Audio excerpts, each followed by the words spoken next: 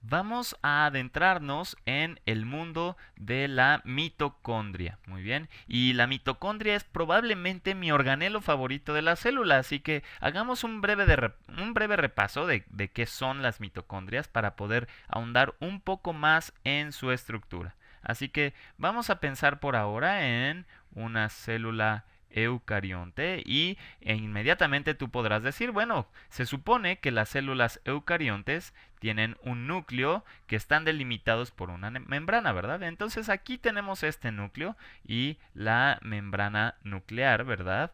Y ahora vamos a colocar, digamos, el ADN dentro de nuestro núcleo, ¿verdad? Ahí tenemos el ADN dentro del núcleo. Y entonces también dirás, bueno, se supone que hay otro tipo de organelos que también están delimitados por membranas en las células eucariontes, ¿verdad? Y uno de esos organelos delimitados por membranas, que es muy importante para la célula, es la mitocondria. Muy bien, entonces vamos a pintar aquí un par de mitocondrias. Aquí tenemos una primera mitocondria y ahora, más adelante, ya que hablemos sobre la estructura de la mitocondria, voy a decir por qué estamos poniendo estas especies de líneas dentro de ellas. Para que quede claro, estas son las mitocondrias y quizás lo hayas visto en otro video de la Khan Academy, pero a las mitocondrias se les considera fábricas de ATP. ¿Okay? La mitocondria se le considera como la fábrica de ATP de la célula, ¿verdad? Y de hecho lo mencionamos en, digamos, repetidas ocasiones, quizás en videos de respiración celular o quizás en videos de ATP, pero hemos dicho que justamente el ATP es la moneda energética de la célula. Digamos que cuando pierde uno de los fosfatos, ¿verdad? Porque ATP es adenosín trifosfato, cuando pierde uno de esos fosfatos, entonces el ATP libera energía y es la energía que se usa en el cuerpo para hacer distintas actividades. Por ejemplo, moverse puede ser una de ellas. Y de hecho las mitocondrias son muy importantes para la energía celular, ¿verdad? Por eso es que, por ejemplo, hay muchas más mitocondrias en células musculares, ¿verdad? Porque utilizan mucha energía. Ok, ahora hablemos un poco sobre el fascinante pasado de las mitocondrias, porque por ejemplo la teoría celular nos dice que la célula es la unidad más básica de la vida, ¿verdad? Pero la teoría prevalente dice que las mitocondrias entraron a la célula, pues los ancestros de las mitocondrias eran microorganismos independientes. Así que en algún momento de la historia, ¿verdad? De la historia evolutiva de la vida en la Tierra, digamos, los ancestros de la mitocondria eran quizás organismos independientes, ¿verdad?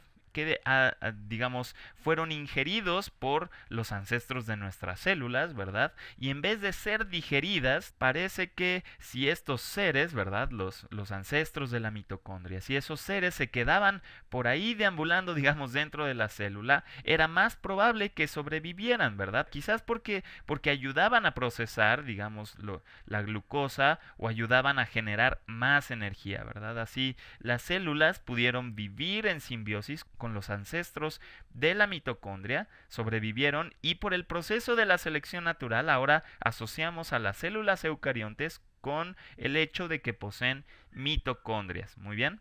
Así que esta idea de un organismo viviendo dentro de otro individuo en simbiosis, el hecho de que puedan vivir así aún en un nivel celular, me parece increíble. Ahora hablemos del presente y de cómo es la estructura actual de la mitocondria.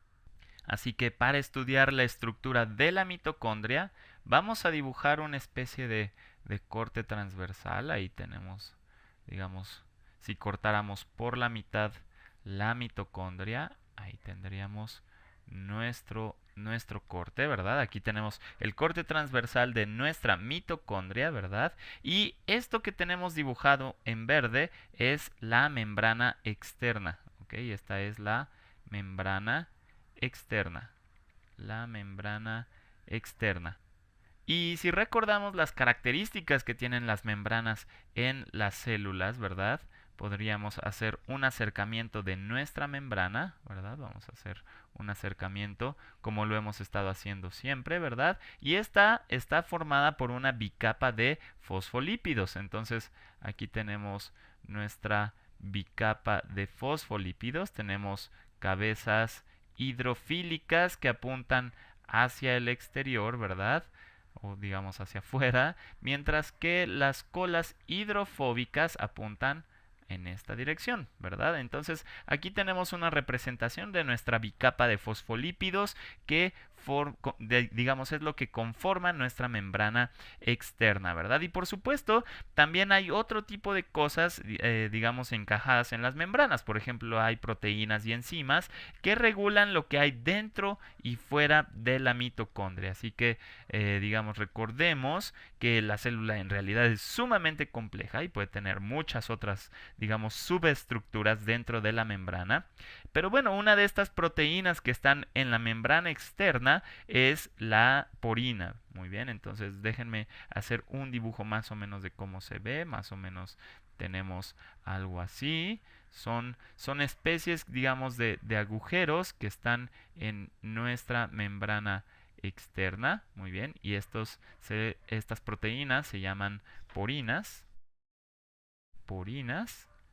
Estas son porinas y son como una especie de agujeros que no permiten el paso de moléculas grandes, solo de moléculas chicas como azúcares o iones, ¿ok?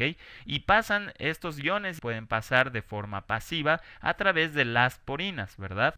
Esto permite que las concentraciones de estos iones o de azúcares sean similares tanto dentro de la membrana externa como fuera de ella, ¿verdad? Y por supuesto no es la única membrana con la que contamos en la mitocondria. También tenemos una membrana interna que estoy tratando de dibujar por aquí. Ok, más o menos este es el dibujo de la membrana interna de la mitocondria. Ok, esta es la membrana interna. Y digamos, esta membrana interna tiene pliegues, ¿verdad? Que aumentan el área de superficie, ¿verdad? Y esto es muy importante, pues es ahí digamos, sobre la superficie de la membrana interna, ¿verdad? Donde se lleva a cabo la cadena de transporte de electrones, ¿verdad? Así que si aumentamos la superficie, ¿verdad? El área de superficie, podemos tener más de este proceso, ¿verdad? Ahora bien, estos pliegues que tenemos aquí tienen un nombre particular y se les conoce como crestas. Muy bien, estas son crestas de la membrana interna. Y nuevamente la membrana interna también está compuesta por una bicapa de fosfolípidos. Ahora bien, entre ambas membranas, ¿verdad? Tenemos un espacio aquí entre ambas membranas y justamente a este espacio le vamos a conocer como el espacio intermembranoso. Intermembranoso. No es un nombre bastante original, ¿verdad? Es bastante simple, ¿verdad? Este es el espacio intermembranoso y debido a las porinas, ¿verdad? A la presencia de las porinas, vamos a tener que la concentración de moléculas pequeñas en el espacio intermembranoso y el citosol, ¿verdad? Lo que está fuera de la mitocondria en la célula, ¿verdad? Es más o menos parecida, es más o menos igual, ¿verdad? Pero la membrana interna no tiene porinas, ¿verdad? Esta membrana interna no tiene porinas y puede haber concentraciones distintas. Y eso de hecho es fundamental para la cadena de transporte de electrones, ¿verdad? Esta se combina con un gradiente de hidrógeno entre ambos lados, ¿verdad? Lo que hay dentro de la membrana interna y lo que hay fuera, ¿verdad? Y este gradiente baja por una proteína llamada ATP sintasa, que de hecho ayuda a sintetizar ATP, ¿verdad? Pero bueno, hablaremos de esto más adelante o quizás en otro video. Ahora bien, dentro de la membrana interna, ¿verdad? Hablemos de lo que hay dentro de la membrana interna. Tenemos este espacio dentro de la membrana y a esta le conocemos, a este espacio, digamos, como matriz, ¿verdad? Y de hecho tiene este nombre, recibe el nombre de matriz porque tiene una concentración alta de proteínas, ¿verdad? A esto de aquí le llamamos matriz. Tiene una alta concentración de proteínas y además es más viscoso que el citosol. Muy bien. Así que cuando hablamos, por ejemplo, de la respiración celular, ¿verdad? Hablamos de una fase muy importante que es la glucólisis. Y de hecho la glucólisis se lleva a cabo en el citosol, ¿verdad? Aquí es en donde se lleva a cabo la glucólisis. Aquí se lleva a cabo la glucólisis.